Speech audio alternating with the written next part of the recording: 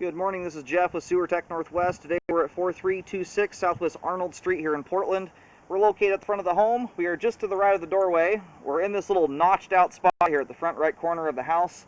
If you ever lose track of your clean out, it is pretty much directly in line with that left side edge of the window here, about 2 feet out from the foundation. We're going to check the overall condition and serviceability of your sanitary sewer line. You do have water currently running, and we'll zero out here at the bottom of the clean out. And it transitions immediately over to PVC pipe that also appears to be 3-inch in diameter there. Then after this, we're going to move over. It sounds like there is an ADU. We'll scope that branch of pipe until it Y's in or terminates, whichever it may be.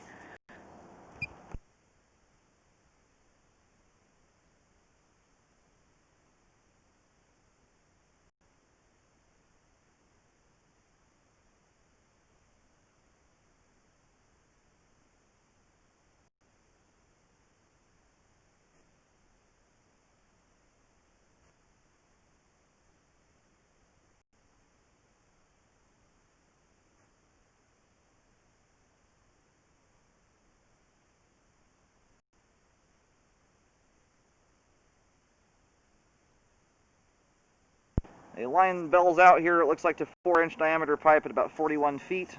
And it appears to make a diameter change there.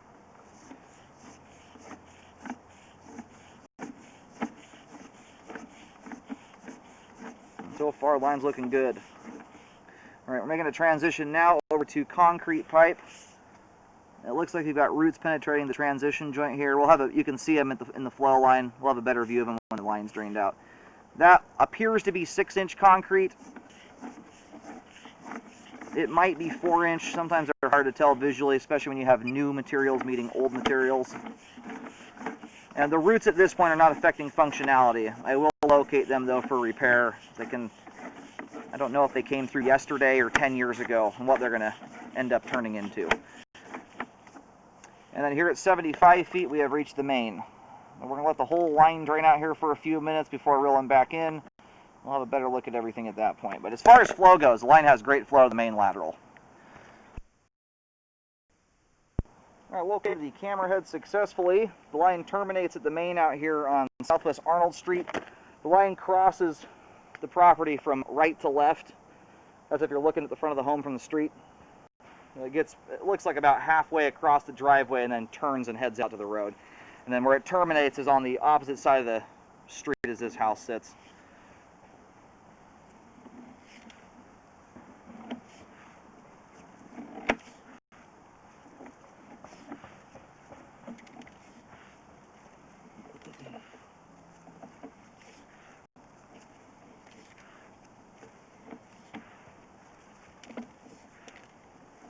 And aside from the root intruded joint here, thus far the concrete pipe is in pretty darn good condition. It's still very smooth. It's not super rough and bumpy, which does happen slowly but surely over time. It will eventually become very rough. That from this point forward, I mean, you're looking at probably decades down the road before you're getting there. 10, 15, 20 years.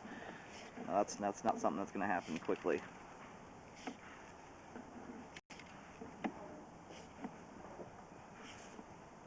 And we're back here at the transition joint. You might have another root. We don't get a great view here. I think you may have another root coming in at this pipe joint.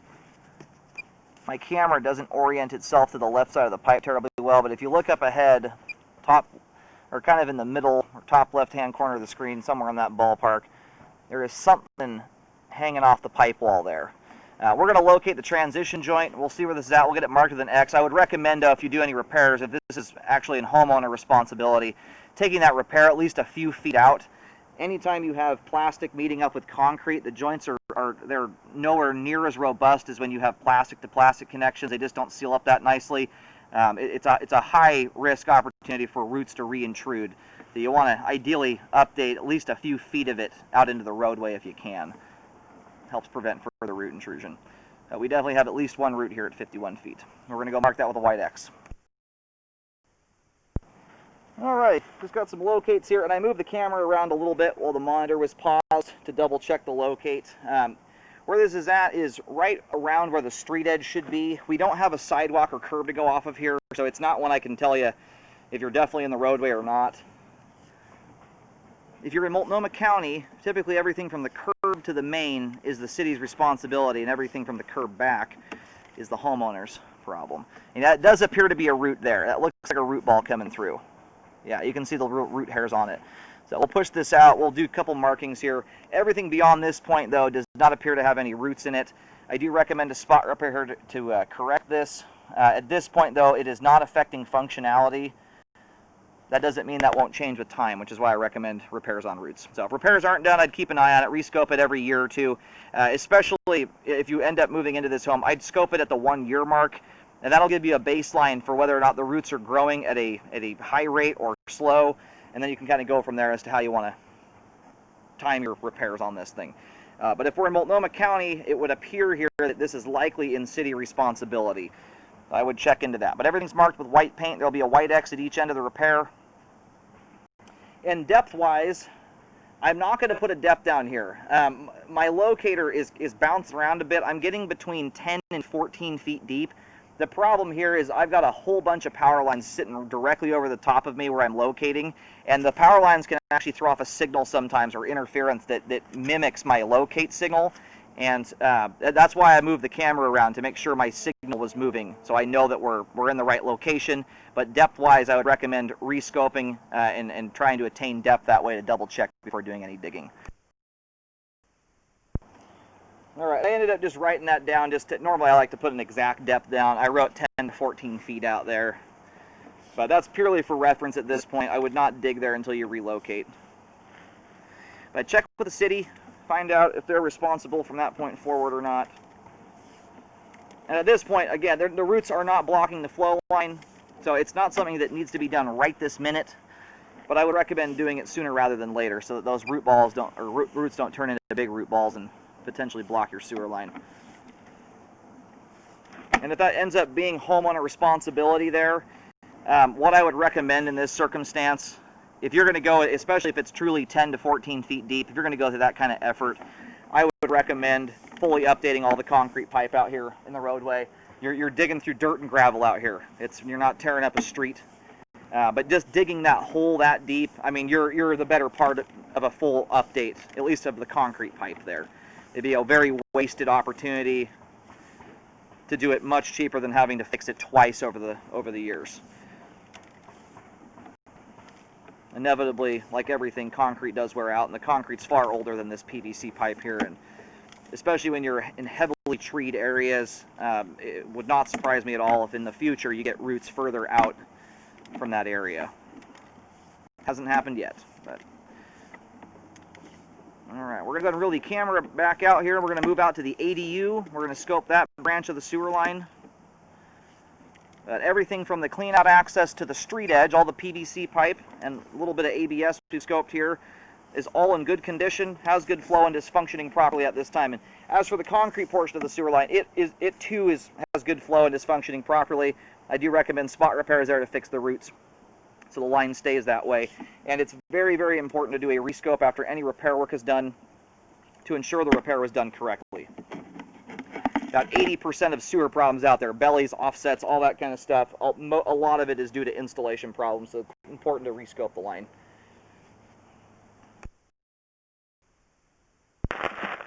Alright, we have moved out back here to the ADU. Also going into 3-inch ABS.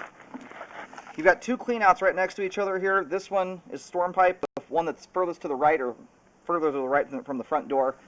The one closest to the door is going to be your sewer.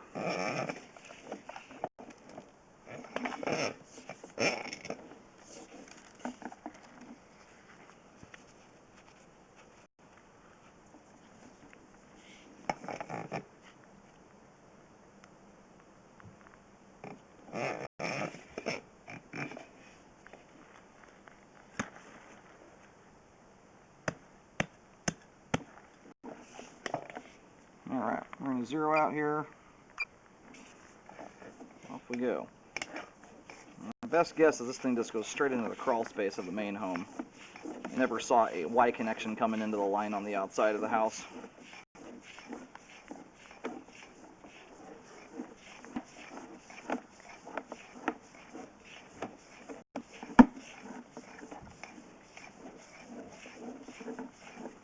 A little bit of standing water here. We'll take a look at this stuff on the way out, and the line's drained. You can see that there's really no buildup in this area. And when it comes to bellies, I really don't start considering repairs until there's at least an inch of water for around 10 feet. And right here, I think this is where we Y-connect into the main home. Anyway, until there's an inch of water for at least 10 feet, but I've also got to have buildup to make a case for why you should do a repair on it. And the reality with smooth plastic pipe like this, and there's our Y connection right there for sure. I think we've already gone past at least one.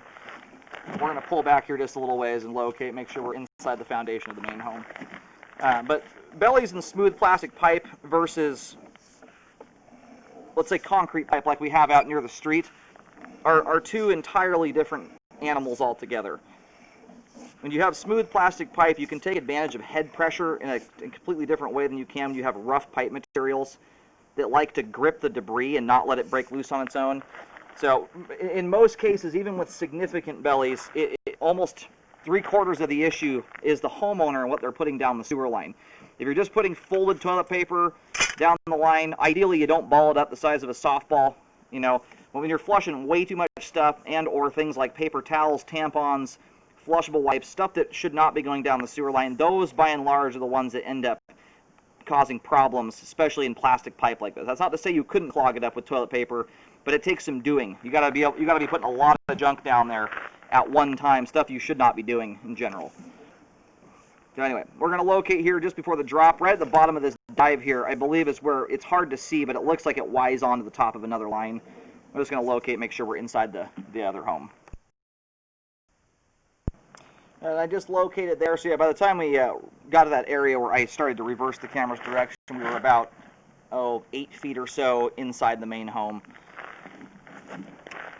And right here, this is where the line dives down into the crawl space of the main house. And it dives in at the rear right corner of the main house. That's if you're looking at the home from the front, from the street.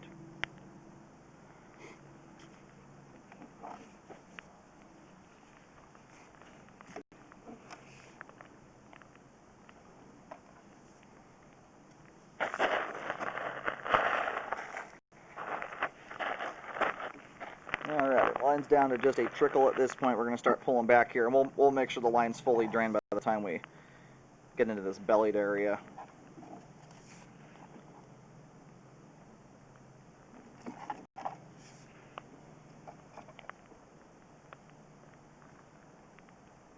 This appears to be where the standing water starts to dissipate out here. It almost gets up to 30 feet. It's very, very minor by this point.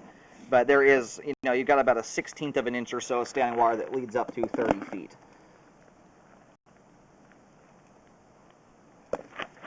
And bellies are far more common things when you're doing stuff like this after the fact and trying to match a newer house into an older existing home where the line was never designed from the get-go to have a line hook into it. It's harder to grade the sewer line properly. But you can see here that standing water does persist up to 30 feet. It's very, very minor. You've got about an inch of water here, I think, in the, right here you're at about an inch. And there is some particulate floating around. Most of that is stuff my camera has scraped off the bottom of the pipe. But when you're looking at bellies and whether or not they're causing problems, the spot where you get your most debris evidence is right where they start, which is right here. That is an absolutely spotless, clean piece of sewer pipe there. There is not a speck of debris buildup up the sidewalls. So in my opinion, the belly is too minor to recommend repairs on. It's too dang clean. I can't even make a case for why you should at this point. And this is an ADU, so they don't get lived in or used quite as often. If you have someone full-time living in here, I would expect it's going to be a little bit dirtier than it is right now. I don't know if this is an Airbnb for the time being or if it's a full-time live-in situation. But line is super clean. The biggest thing with bellies in general is just don't put grease down the line, cooking oil, stuff like that, and or items like paper towels, tampons, and flushable wipes. Even flushable wipes they're horrid. But those are the items that tend to hang up in standing water. Toilet paper might stop up there for a moment, but it's clearly conveying its way through there. There is absolutely no buildup in it at all. And the other thing you want to try and do, and it can be hard if you have kids, is not balling your toilet paper up Balls of toilet paper do not travel through perfect sewer lines very well. Standing water, they have a harder time getting through. Anyway, we're going to pull the camera out here. We do have adequate flow from the ADU to the main house.